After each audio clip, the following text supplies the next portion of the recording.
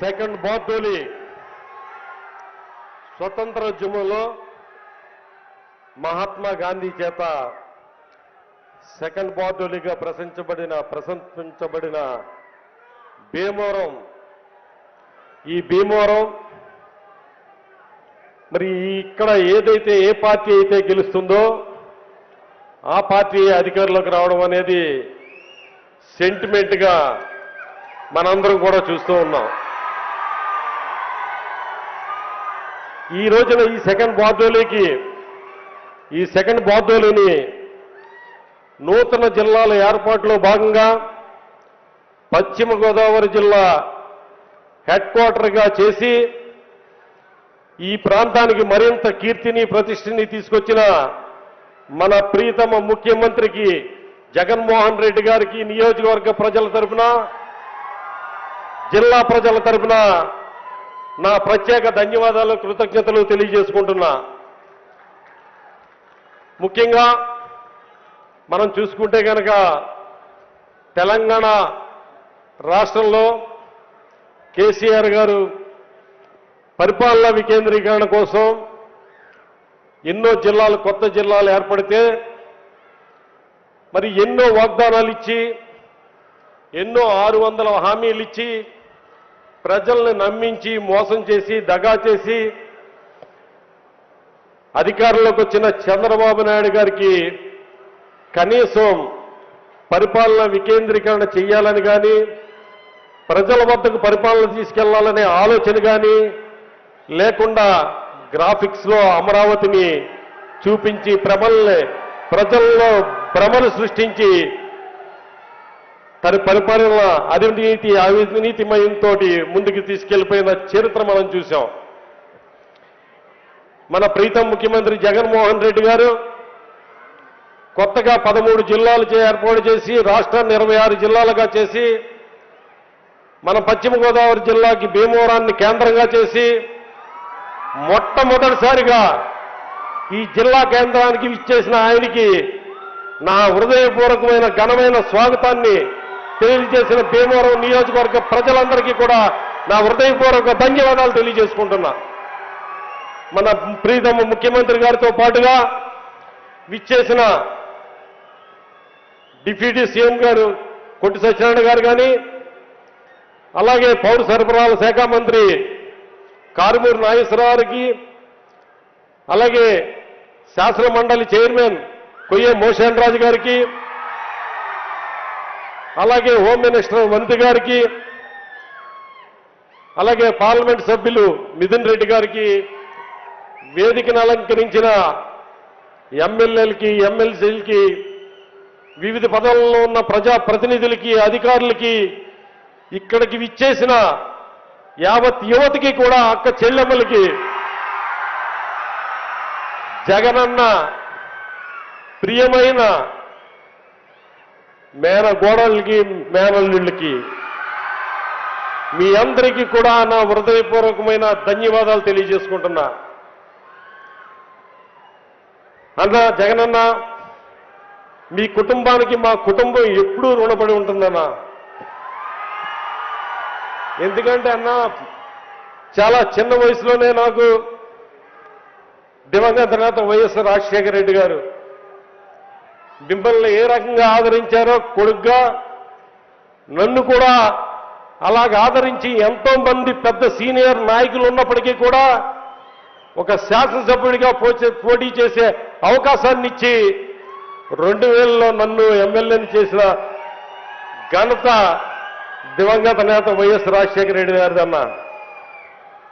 ఆ తర్వాత మళ్ళీ 2014లో 2019లో కూడా శాసనసభకు పోటీ చేసే అవకాశం ఇచ్చి గ్రంథి నీ కుటుంబాన్ని విడిచిపెట్టను అని చెప్పి ఏదైతే దివంగత నేత వైఎస్ రాజశేఖర రెడ్డి గారు నన్ను మరి ఏ రకంగా ప్రోత్సహించారో ఆ రకంగా నన్ను వెన్నంటి ప్రోత్సహించిన మీకు సర్వదా ఎప్పుడు కూడా మా కుటుంబం రుణపడి ఉంటుందన్న.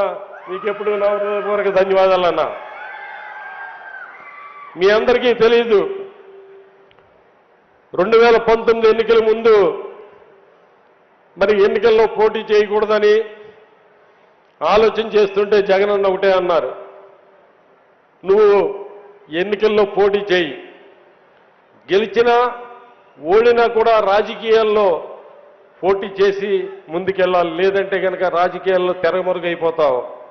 నీలాంటి వాడు కనుక రాజకీయాల్లో ఉంటే తప్పనిసరిగా ఆ నియోజకవర్గం అభివృద్ధికి నేను సాయశక్తిలా నీకు సహాయపడతాను, నీ వెంట ఉంటాను, ఆ నియోజకవర్గాన్ని అభివృద్ధి చేద్దు. కానీ అలాగే అక్కడ ఉన్న ప్రజలకు కూడా నేనైతే నవరత్నాల ద్వారా సంక్షేమ కార్యక్రమాలు అందిస్తున్నానో అవన్నీ కూడా అందరికీ అందజేయడానికి నువ్వు నాకు ఉండాలి అని చెప్పి నువ్వు పోటీ చేయంటే ఆయన ఇచ్చిన మాటతో ధైర్యంతో అప్పుడు అర్జునుడికి శ్రీకృష్ణుడు ఏ రకంగా అయితే ధైర్యం నూరపోశాడో అదే రకంగా నేను నా జగనన్న ఇచ్చిన ధైర్యంతో యుద్ధ రంగంలోకి దిగి ఎవరి మీద గెలిచాను?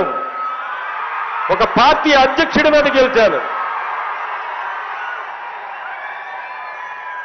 నిజంగా అప్పుడు అలా గొప్పగానే ఫీల్ అయ్యాను. కానీ ఇప్పుడు చూస్తే అనిపిస్తుంది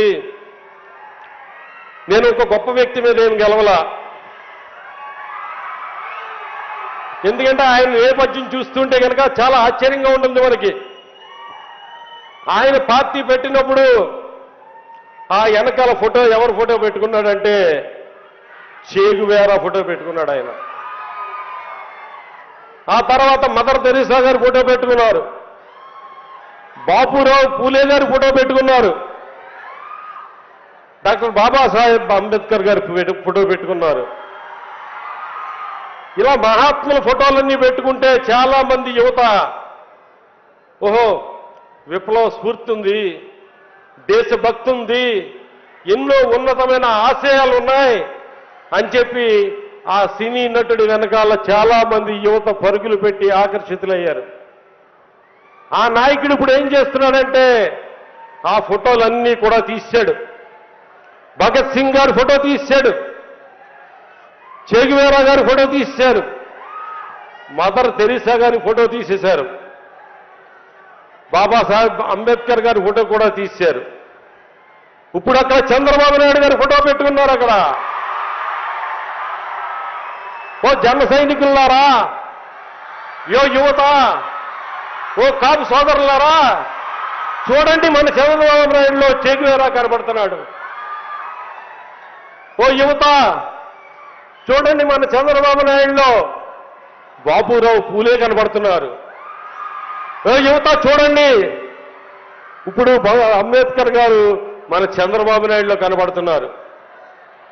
ఆ మహనీయుల యొక్క ఫోటోలు పెట్టుకుని యువతని ఆకర్షించి మోసగించి పోటీ చేసిన చోట ఎక్కడా కూడా ఒక్క చోట కూడా గెలవకుండా ఇంకా వంచిస్తూ ఈ రాష్ట్రంలో ప్రజలందరికీ ఇచ్చిన హామీలన్నీ కూడా తూచా తప్పకుండా మాట తప్పకుండా ఎన్ని కష్టాలైనా కూడా నవరత్నాల ద్వారా ప్రతి కుటుంబానికి 1,00,000 నుంచి 5 లక్షల వరకు మేలు చేయాలని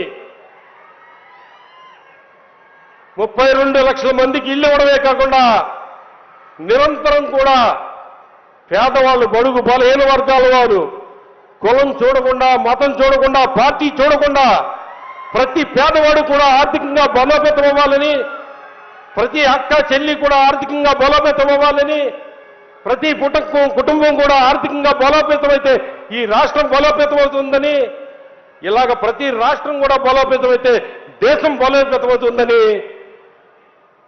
ఆలోచనతోటి నిరంతరం కూడా ఒక మంచి మనసుతోటి, ఒక ప్రేమ తత్వ హృదయంతో ఇలా మన ప్రీతం ముఖ్యమంత్రి జగన్మోహన్ రెడ్డి గారు పనిచేస్తూ ఉంటే,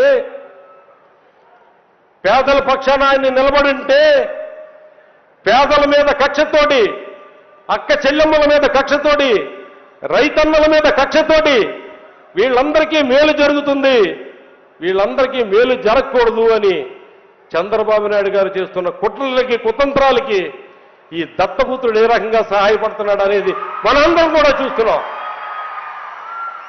అరే చంద్రబాబు నాయుడు గారు, మీ చరిత్ర చూస్తే ఏముంది?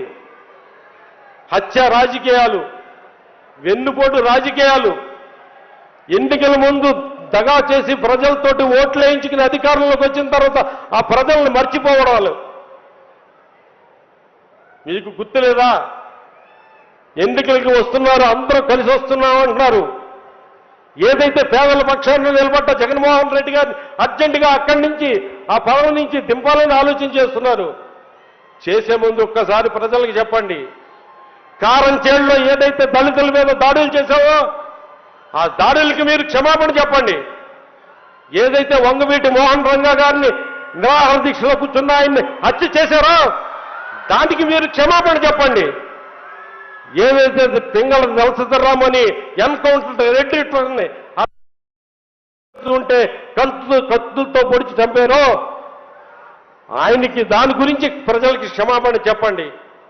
అంగన్వాడీ వర్కర్లు హైదరాబాద్లో ఏదైతే తమ డిమాండ్ల కోసం పోరాటం చేస్తూ ఉంటే వాళ్ళందరినీ కూడా లాఠీలతో కొట్టి గుర్రాలతో తొక్కించి మహిళలను కూడా చూడకుండా అవమానించిన మీరు ముందు ప్రజలకి క్షమాపణ చెప్పండి.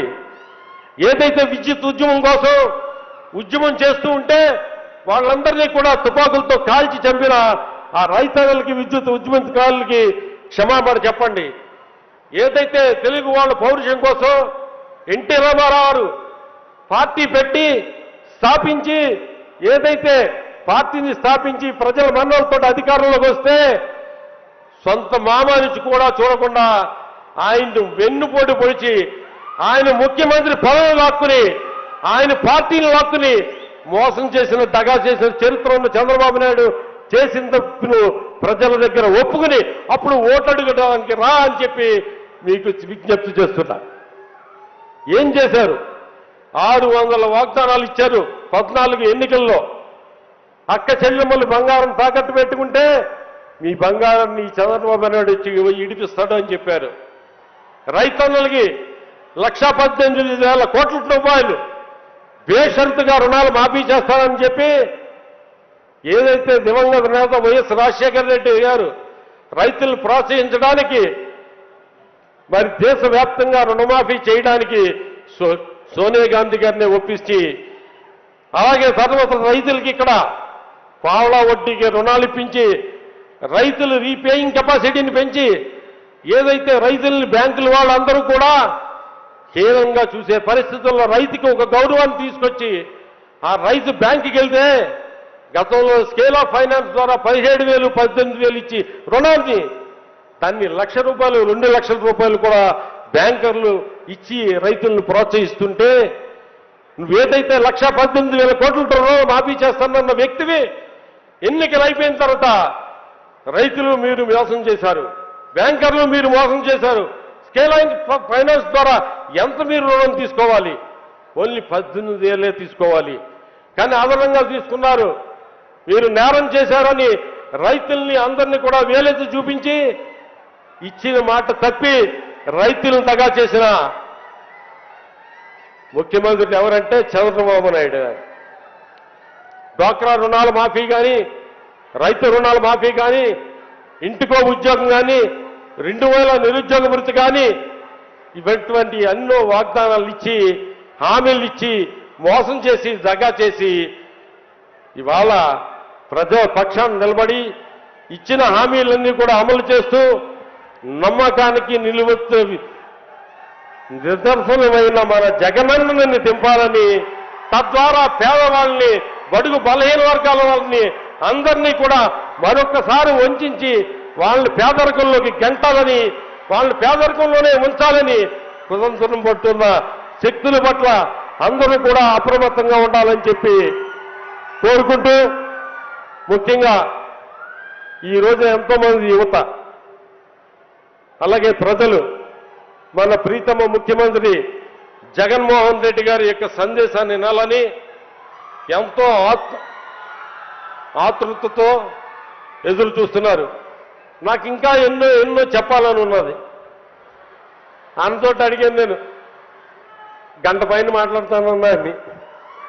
అసలు దివంగత నేత వైఎస్ రాజశేఖర రెడ్డి గారు ప్రజల కోసం ఒక అడుగు ముందుకేస్తే నేను 2 అడుగులు ముందుకేస్తానని చెప్పి ఇవాళ ఎన్నో గొప్ప కార్యక్రమాలు చేస్తున్నారు.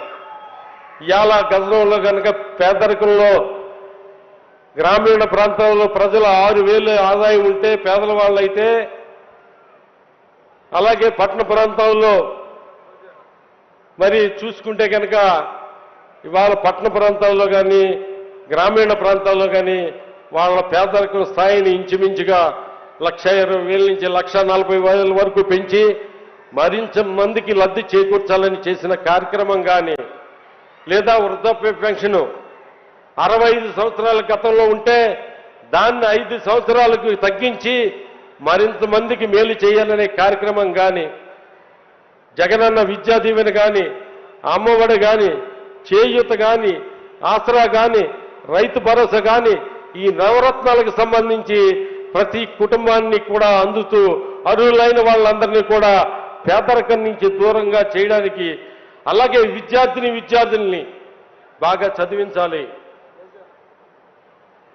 అనే ఆలోచనతో ఎంతో తపన పడుతున్న మన ముఖ్యమంత్రికి మనం అందరం కూడా అండగా ఉందామని చెప్పి తెలియజేసుకుంటూ ఏదైతే మీరందరూ కూడా ఎదురు చూస్తున్నారో మరి మన జగనన్న స్పీచ్ ఇచ్చే ముందు ఆయన ఇక్కడికి వచ్చినప్పుడు కొన్ని వారాలు కోరాలి కదా మనం కాబట్టి ముఖ్యమంత్రి గారిని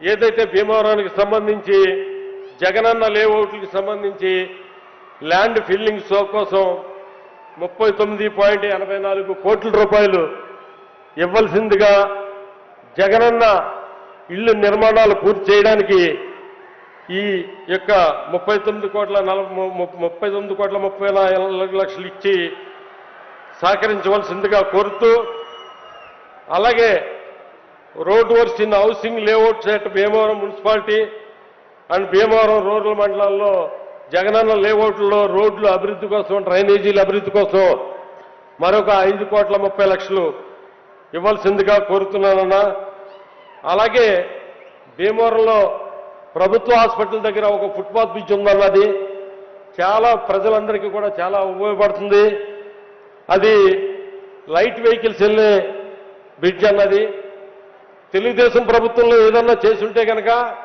ఆ ఒక్క బ్రిడ్జ్ ఒకటే వేశారన్నా మరి అక్కడే దాని పక్కనే కనుక ఇంకోటి లైట్ వెహికల్స్ వెళ్ళే ఫుట్పాత్ బ్రిడ్జ్ చేస్తే కనుక చాలా ప్రజలందరికీ సౌకర్యంగా ఉంటుందన్న దానికి సంబంధించి 5.80 లక్షలు శాంక్షన్ చేయవలసిందిగా కోరుతున్నానన్నా అలాగే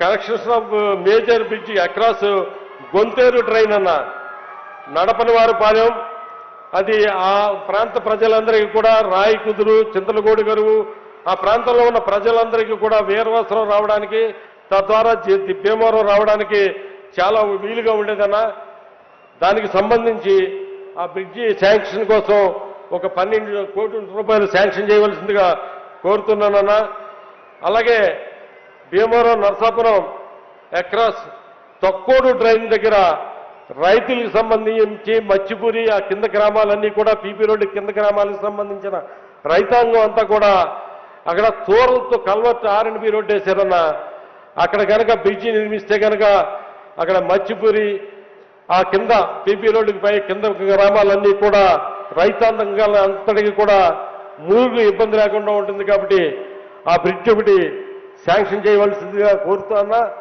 ముఖ్యంగా 100 బెడ్ ఏరియా హాస్పిటల్ కోసం 28 కోట్ల రూపాయలు శాంక్షన్ చేసినందుకు మీకు మా ప్రత్యేక ధన్యవాదాలు తెలియజేసుకుంటానన్నా అలాగే దివంగత నేత వైఎస్ రాజశేఖర రెడ్డి గారు ఉండగా డెల్టా మోడర్నైజేషన్లో భాగంగా యనమదుర్గ ట్రైన్ మీద ఒక 3 బ్రిడ్జిలు శాంక్షన్ 4 బ్రిడ్జిలు శాంక్షన్ చేయిస్తామన్నా వాళ్ళు 3 బ్రిడ్జిలే కట్టగలిగారన్నా ఆ 3 బ్రిడ్జిలు కూడా రోడ్డుకి అనుసంధానం అయ్యలేవన్నా ఆ రోడ్లు అనుసంధానం చేయడానికి మిమ్మల్ని అడిగిన వెంటనే దానికి సంబంధించి 36 కోట్ల రూపాయలు మీరు శాంక్షన్ చేసినందుకు మీ అందరికీ కూడా మీకు ధన్యవాదాలు తెలియజేస్తున్నానన్నా అది అన్ని ఫార్మాలిటీస్ పూర్తయినాయన్నా మీరు శ్రద్ధ తీసుకుని గవర్నమెంట్ హాస్పిటల్కి సంబంధించిన 28 కోట్లకు సంబంధించింది అప్రోచ్ బ్రిడ్జిలకు సంబంధించిన ఆ 36 కోట్లకు సంబంధించి ఈ వారంలోనే మీరు తలుచుకుంటే టెండర్స్కి నోటిఫికేషన్ ఇప్పించగలరన్నా అది ఒకటి చేసి పెట్టవలసిందిగా కోరుతున్నానన్నా ఇంకా మరొకసారి ప్రీతం ముఖ్యమంత్రి జగన్మోహన్ రెడ్డి గారికి భీమవరం నియోజకవర్గ ప్రజల తరఫున, జిల్లా ప్రజల తరఫున, విద్యార్థుల తరఫున నా హృదయపూర్వకమైన ధన్యవాదాలు తెలియజేసుకుంటూ సెలవు తీసుకుంటున్నాను. ధన్యవాదాలండి. తర్వాత